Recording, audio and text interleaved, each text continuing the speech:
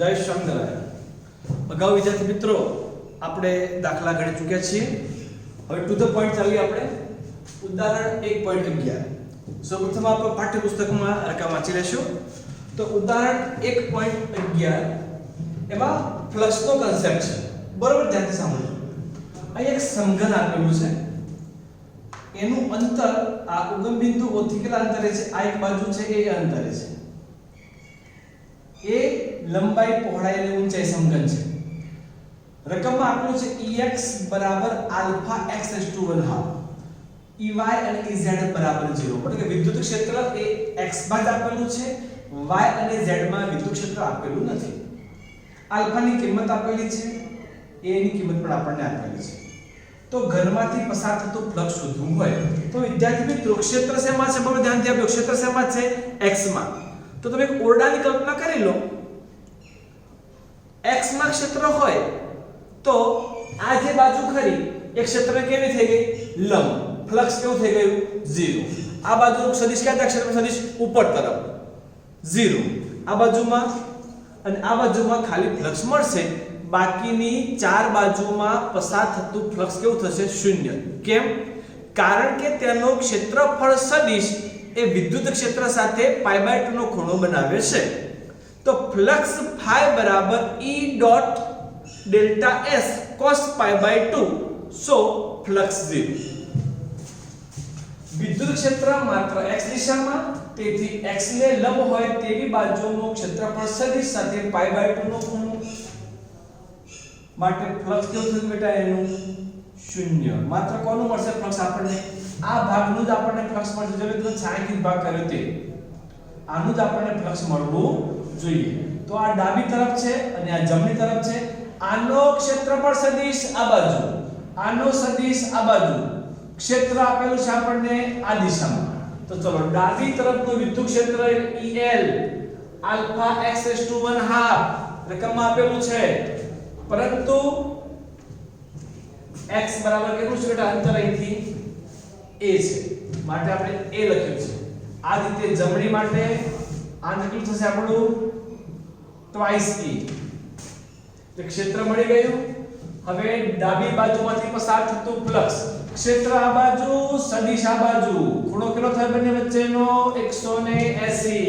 કિંમત એની minus. EL ની કિંમત મૂકી દીધી. ડેલ્ટા s એટલે ક્ષેત્રફળ, લંબાઈ ગુણ્યા પહોળાઈ, a2 cos 180 માઈનસ. આ જ રીતે રાઈટ સાઈડ માટે દિશા બંનેની સમાન છે.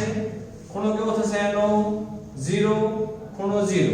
તો EL ની કિંમત અહીંથી મૂકી દીધી આપણે, ક્ષેત્રફળ મૂકી દીધું અને કુલ ફ્લક્સ એટલે બંનેનો સરવાળો. phi left plus phi right બંનેમાંથી કોમન શું નીકળશે? Alpha a square. એથી આપણે કોમન કાઢીએ છીએ અહીંથી. આ આલ્ફા છે એ સ્ક્વેર કોમન કાઢી દીધા. શું વધ્યું હવે? અહીંયા ટ્વાઇસ 1/2 અને અહીંયા -1. 1/2 અને 2 એટલે 5/2. આ વર્ગમૂળ 2 - 1 છે. આલ્ફા ની રકમમાં આપેલી છે કેટલી? 800. એની કિંમત આપેલી છે આપણને 0.1 √2 - 1. સાદું આપશો તો જવાબ આવશે 1.05 ન્યૂટન મીટર સ્ક્વેર પ્રતિ કુલમ. હવે ઘરની અંદરનો વિદ્યુત ભાર શોધવો હોય તો ગાઉસનું સૂત્ર છે આપણી પાસે phi બરાબર q/ε0. q = ε0 * phi. phi તો આપણે શોધી લીધેલું છે એટલે આપણને કુલ વિદ્યુત ભાર અહીંયા મળી જાય છે. વિદ્યાર્થી મિત્રો ખૂબ અગત્યનો કન્સેપ્ટ છે. એટલે ખાસ આપ લોકોએ અગાઉના દાખલા પણ આપણે અહીંયા મિત્રો બોર્ડના વેકેશનની અંદર જે બોર્ડમાં દાખલા પૂછાય છે, તમારી પાસે પૂરતો સમય છે, દરેક વિદ્યાર્થીને નિવેદન છે કે લખીને તૈયાર કરજો. અમે તમારા વ્યૂઝ જોતા હોઈએ છીએ. કેટલાક બાળકો હજુ આ વિડિયોને જોતા નથી અથવા જોવે તો 5-10 મિનિટ જોઈને પૂરું કરી નાખે છે. અમે તમે ટાઈમ પણ જોતા હોઈએ છીએ. વિદ્યાર્થી મિત્રો ખાસ નિવેદન છે કે ખોટા કોઈ વેમમાં ન રહેતા જે દાખલા ચાલે છે એ લખીને પરફેક્ટ તૈયાર કરશો, એની નોટ્સ બનાવશો. પહેલા દિવસે તમારી નોટ ચેક કરવામાં આવશે, એની ખાસ નોંધ લેશો. ત્યારબાદ મિત્રો ઉદાહરણ નંબર 1.12 એ પણ ગાઉસના નિયમ આધારિત છે. રકમ બરોબર ધ્યાનથી વાંચો. બહુ સિમ્પલ છે. નળાકાર આપેલો છે. એનું ક્ષેત્ર આ બાજુ ધનનું ક્ષેત્ર ધન બાજુ છે અને ઋણનું ક્ષેત્ર ઋણ બાજુ છે. બરોબર સાંભળજો. ધનનું ક્ષેત્ર ધન બાજુ છે અને ઋણનું ક્ષેત્ર ઋણ બાજુ છે. એટલે આનું ક્ષેત્ર આ બાજુ છે, આનું ક્ષેત્ર આ બાજુ છે. આનો ક્ષેત્ર સદિશ આ બાજુ જશે, આનો સદિશ આ બાજુ જશે. જોજો ત્રણ સદિશ, ક્ષેત્ર સદિશ આ બાજુ, આનો સદિશ આ બાજુ, અને આ સપાટી હોય તો સદિશ ક્યાં જાય એનો ઉપર. તો આપણે ફ્લક્સ શોધવું છે, અંતર તમને આપેલું છે 30 સેન્ટીમીટર બંને બાજુ.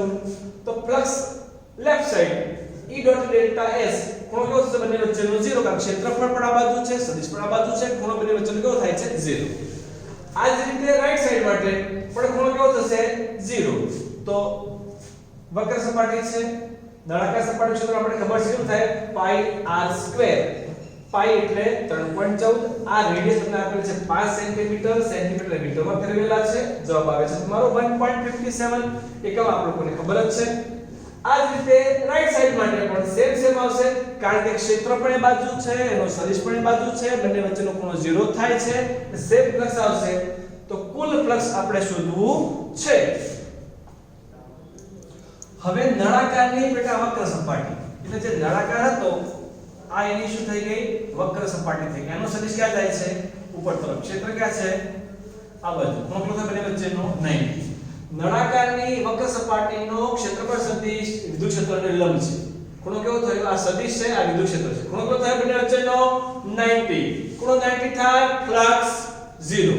તો હવે કુલ ફ્લક્સ શોધવું હોય તો phi બરાબર 1.57, એટલે કે આ નળાકારની એક સાઈડનું ફ્લક્સ આ 1.57, આ બીજું ફ્લક્સ, અને જે વક્રનું ફ્લક્સ કેટલું થાય છે 0, આપણને કુલ ફ્લક્સ મળી ગયું.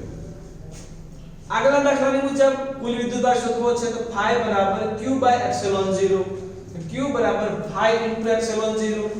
કિંમત મૂકો, phi ની કિંમત કેટલી છે 3.14, જે આપણે શોધી ચૂક્યા છીએ. આ કિંમત આપણને ખબર છે. આ તમારો જવાબ છે. વિદ્યુતભાર છે કે શું આવશે એનો કુલમ. ત્યારબાદ વિદ્યાર્થીઓ છેલ્લો એક દાખલો છે, ઉદાહરણનો જે બાકી રાખ્યો છે આપણે થોડો ટિપિકલ છે, જે આપણે લાઈવ ક્લાસરૂમમાં સમજીશું. એટલે અહીં દરેકે ઉદાહરણ લખીને ક્લિયર કરેલા હોવા જોઈએ, અને એના પિક મારા પર્સનલ WhatsApp નંબર પર વધુમાં વધુ 2 દિવસમાં ક્લિયર જોઈએ. નીચે નામ લખી અને તમારા ચોપડાનો ફોટો પાડીને મને મોકલવાનો રહેશે. સ્વાધ્યાયના દાખલા બેટા બહુ સિમ્પલ છે. રકમ વાંચો, જવાબ લાવો. શું કરો? રકમ વાંચો, જવાબ લાવો. કુલમના નિયમ સૂત્ર છે F બરાબર kq1q2/r². k ની કિંમત, વિદ્યુતભાર આપેલો છે, અંતર આપેલું છે, જવાબ લાવો. વિદ્યુતભાર સમાન છે, અપાકર્ષી આવશે. ઓકે ડન, પહેલો ક્લિયર થઈ ગયો. નંબર 2 સેમ દાખલો, સેમ સૂત્ર, પરંતુ શું શોધવાનું છે? r શોધવાનું છે. કુલમનો નિયમ F બરાબર kq1q2/r². r² ને કરતા બનાવો, અને પણ ખાસ કાળજી રાખવાની છે વર્ગમૂળ લેવામાં, કારણ કે તમે r² શોધી લો, જવાબ લાવી દો નહીં, એન શું લેવાનું બેટા વર્ગમૂળ લેવાનું છે. આપણને r ડિફાઇન કરવાનો છે. ચલો નંબર 1.3, રકમ ધ્યાનથી જોજો, ખૂબ લાંબી જોડી રકમ છે, પરંતુ બહુ સિમ્પલ છે. સૂત્ર તમને આપેલું છે અને સાબિત કરવાનું છે એનું મૂલ્ય પરિમાણ રહિત છે એવું સાબિત કરવાનું છે, અને બીજું સાબિત કરવાનું છે એનું મૂલ્ય શોધવાનું છે. મિત્રો એ બે સૂત્રો છે, એક કુલમનો નિયમ છે. કયો નિયમ? F બરાબર kq1q2/r². વિદ્યુતભારો સમાન હોય તો F બરાબર ke²/r². અને બીજો નિયમ છે ગુરુત્વાકર્ષણનો નિયમ છે. F બરાબર gm1m2/r². બંનેનો ગુણોત્તર લીધો, અંતર સરખવાથી અંતર ઉડી ગયું છે. જુઓ ke²/gmemp. k નો એકમ મૂક્યો, વિદ્યુતભારનો એકમ મૂક્યો, g નો એકમ મૂક્યો, અને me નું દળ અને mp નું દળ, કારણ કે kg આપ્યું. બધું જ ઢીંચાક મીટર -2 છે. અહીંયા કુલમ -2, કુલમ -2, આ બધું kg -2 બધું બે શું આવશે? તમારો જવાબ એકમ રહિત આવી જશે. એટલે ખાસ કાળજી અહીંયા રાખજો. હવે અહીંયા આપણે g ને કરતા બનાવેલા છે, એટલે અહીંયા શું તમારો -2 પણ ઉડી જશે. હવે એની કિંમતો મૂકો, k ની કિંમત, e ની કિંમત, g ની કિંમત, me અને mp ની કિંમતો મૂકતા તમારો જવાબ આટલો આવે છે. 4 અને 5 એ થિયોરિટિકલ દાખલા છે. 1.6 બહુ સિમ્પલ છે. રકમ સમજાવું છું તમને. એક ચોરસ છે, ચોરસના 4 શિરોબિંદુઓ a b c અને d. a પર દળ છે 2 માઇક્રોકુલમ, અહીં પણ 2 માઇક્રોકુલમ છે. b પર છે -5, d પર પણ છે -5. સમાન મૂલ્ય છે, અહીં પણ સમાન મૂલ્ય છે. તો અહીં મધ્ય કેન્દ્ર પર 1 માઇક્રોકુલમનો વિદ્યુતભાર છે, તો એના પર લાગતું બળ શોધવું છે. ચલો આના વડે આના પર દિશા ક્યાં જશે? અપાકર્ષણ આ બાજુ. આના પર આના વડે દિશા ક્યાં આવશે? આ બાજુ.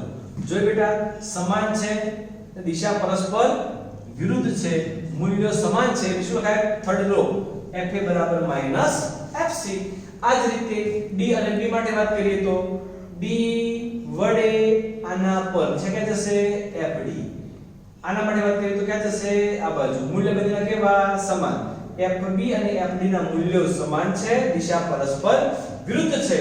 તો અપર પરિણામ પર શોધો બધાનો સરવાળો FA, FB, FC અને FD. પણ બધાનો સરવાળો કેવો હશે બેટા? 0.